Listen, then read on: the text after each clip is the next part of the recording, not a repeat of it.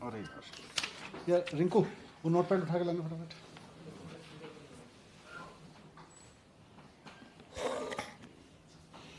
एक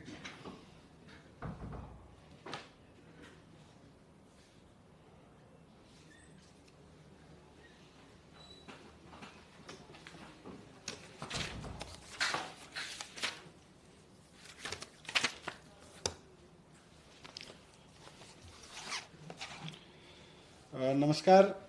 दिल्ली में और दिल्ली सहित पूरे देश में ओमिक्रॉन जो वायरस है, कोविड का वेरिएंट है, उसका ग्राफ लगातार बढ़ रहा है, उसके केसेस की संख्या लगातार बढ़ रही है। पर अच्छी बात यह है कि इंटरनेशनली जो ट्रेंड अभी तक देखने को मिले, उनसे हमने सबने बहुत कुछ सीखा देश में, और उससे ये भी समझ में आया कि ओमिक्रॉन कैसे बिहेव कर रहा है, उसका कैरेक्टर क्या है। तो इससे नुकसान ज़्यादा नहीं हो रहा, ये वही ट्रेंड शो कर रहा है जैसा ओमिक्रॉन ने दुनिया के और देशों में शो किया है। आज टोटल में देखें तो दिल्ली में इस समय करीब करीब पिछले 8-10 दिन में जो केसेस आए हैं, पॉजिटिव केसेस टोटल इस समय दिल्ली में करीब 11,000 हैं। अब उन 11,000 में से हॉस्पिटल में देखें तो करीब 350 केसेस हैं। उनमें से भी ऑक्सीजन पे देखें तो केवल 124 केस हैं।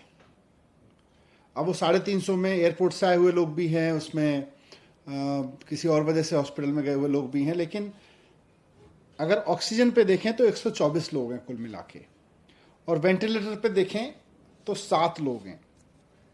तो एक्सपर्ट्स का ये मानना है कि ओमिक्रॉन का अभी तक का जो बिहेवियर है, अभी तक का जो जिन लोगों को ओमिक्रॉन का इन्फेक्शन हो रहा है, उनको बहुत माइल्ड सिम्टम्स हो रहे हैं या नहीं हो रहे हैं और जल्दी ठीक हो जा रहे हैं। लेकिन फिर भी अगर लोगों को कोविड हो रहा है तो खतरा तो है, इसलिए इससे बच के रहना भी ज़रूरी है। और बच के रहने का सबसे बढ़िया तरीका है कि हम पूरी तरह से सेफ्टी रखें, हमेशा मास्क लगाएं बाहर निकले तो, और जब भी भीड़ भाड़ में रहें तो मास्क लगा के रहें। होम आइसोलेशन इसका सबसे बढ़िया सॉल्यूशन है कि अगर किसी को कोविड हो जाता है और कोई सिम्टम नहीं है तो सारे एक्सपर्ट्स का ये मानना है कि होम आइसोलेशन ही रहना चाहिए। हॉस्पिटल केवल तभी जाएं जब आपकी ऑक्सीजन लेवल लगातार डिप हो रही हो या आपको कोई परेशानी हो, तो आज भी एक्सपर्ट्स ने यही बात दोहराई। लेकिन बढ़ते हुए केसेस को देखते हुए सरकार भी इस बात को लेकर चिंतित है कि ये बहुत तेजी से ना फैले। इसको जितना नियंत्रित किया जा सके, क्योंकि इसकी कोई डायरेक्ट दवाई तो है नहीं, तो इसको जितना हम नियंत्रित कर सकें, इसके बढ़ने की स्पीड को जितना हम नियंत्रित कर सकें, उतना हम इसको ठीक से मैनेज कर सकते हैं। तो इसलिए आज डीडीएमए की बैठक में सरकार ने कुछ फैसले लिए।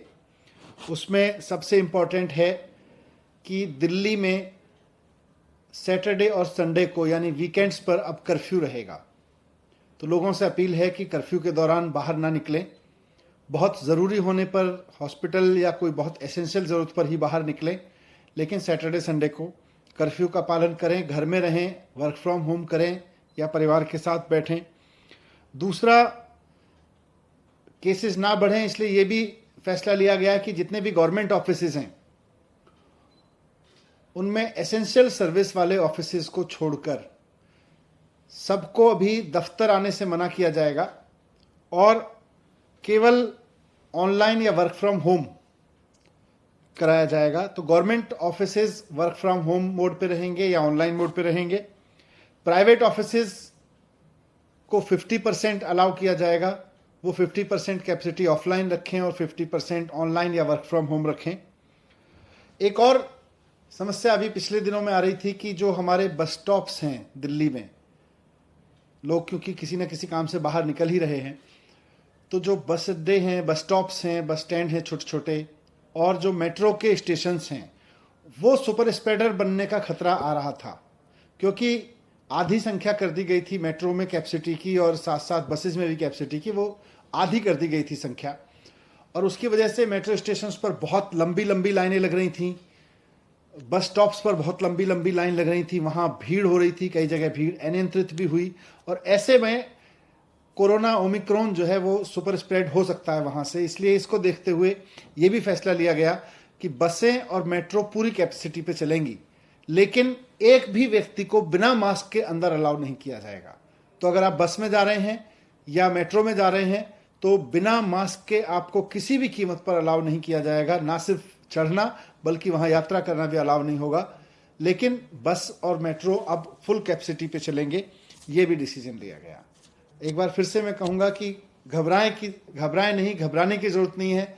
मास्क को एक हथियार बनाएं, साथ साथ बहुत जरूरी हो तभी घर से बाहर निकलें, और जब निकलें तो अगर मेट्रो या ट्रेन से बस से जा रहे हैं तो उसमें भी ध्यान रखें कि मास्क लगा के चलेंगे। लेकिन सैटरडे संडे पूरी तरह से कर्फ्यू रहेगा। सर, कर्फ्यू रात में और दिन में उसको थोड़ा सा बता देगा? नहीं, रात में तो लगातार चल रहा है, ये दिन में भी रहेगा।